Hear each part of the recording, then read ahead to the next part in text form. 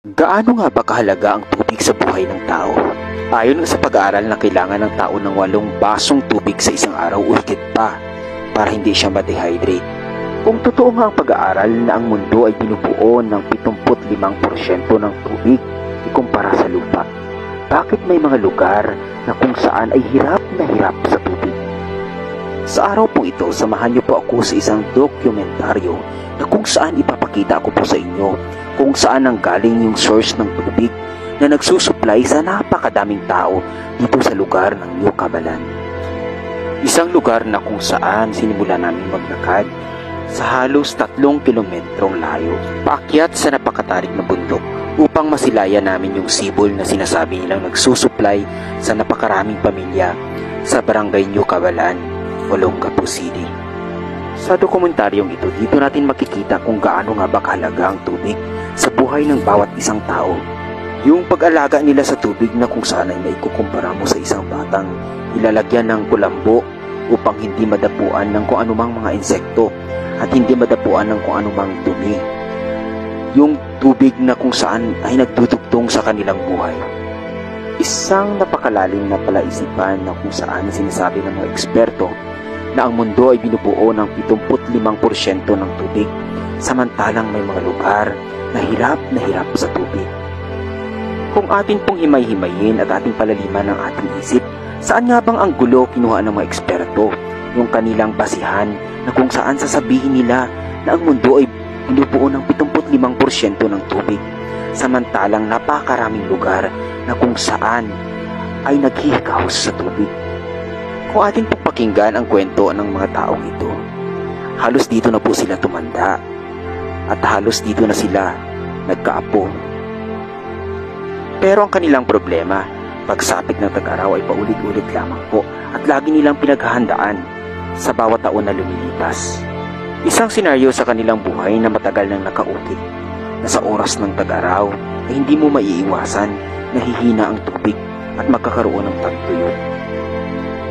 Paano nga ba sila makatanggal doon sa gapos ng kanilang kinatatakutan na baka balang araw ay maubos o di kaya ay matuyo ang lugar na kung saan ay pinagkukuhanan nila ng kanilang iniinom na tubig? Darating ba talaga yung pagkakataon na kung saan matutuyuan yung lugar na ito na siyang nagsusupply ng tubig sa napakaraming pamilya? Habang paikot akong nagmamasid at nakikita ko ang napakaraming puno ng kahoy, yung isa lang ang gumuhit sa aking isipan. Ang makapagsagot niyan, iisa lamang kundi ang kalikasan. Sabi nga nila, hanggat pinapalagahan mong isang bagay ang balik mo na isa ring magandang epekto sa iyo. Kaya naniniwala ako, hanggat nakatayo ang nagtataas ang mga punong ito, hanggat nagkakapalan ang kanilang mga dahon, at hanggat nakikita mo na malalaki ang kanilang mga puno, at hanggat merong mga taong nagpapahalaga dito na kung saan ay kanilang iniingatan at kanila pang dinadagdagan ang pagtatanim ng mga punong ito, naniniwala ako, hindi darating yung araw ng tagtuyot sa lugar na ito. Sa ngayon, isa lang pangarap na kanilang pinanghahawakan, at isa ako at kaisa ako sa mga pangarap na iyon, na kung saan darating yung araw na hanggang sa kanilang mga kaapu-apuhan ay kanilang mapakinabangan ang lugar na ito, at hindi magkaroon ng tagtuyot. Isang pamana na dapat tandaan ng mga kabataan na ang source ng tubig na pinanggalingan ay nang dahil sa mga puno na nakatayo dito. Ayon sa aking pagmamasid, sobrang pinahalagahan at pinangalagaan ang kagubatan na nandito.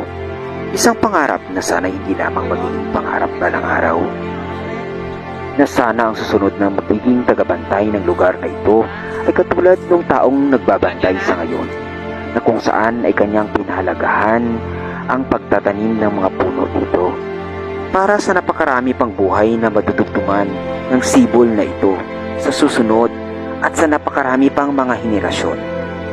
Sa mga taong maabot po ng ating dokumentaryo ito, ating pong pagnilay-nilayan kung gaano nga ba kahalaga ang bawat patak ng tubig sa bawat isang tao na kung saan ay ang kanilang lugar ay naghihirap sa tubig.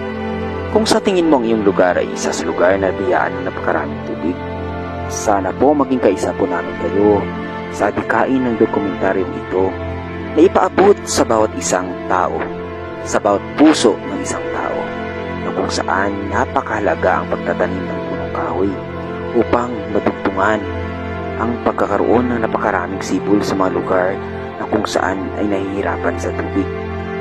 Upang yung mga lugar na iyon ay magkaroon ng napakaraming sibol at makadugtong sa buhay ng bawat isang tao. Atin pong iisipin na sa bawat puno pong ating itinatanim ay nakakarugtong tayo ng hindi lang isa, hindi lang dalawa, kundi mahigit pa na buhay ng ating kapwa-tao.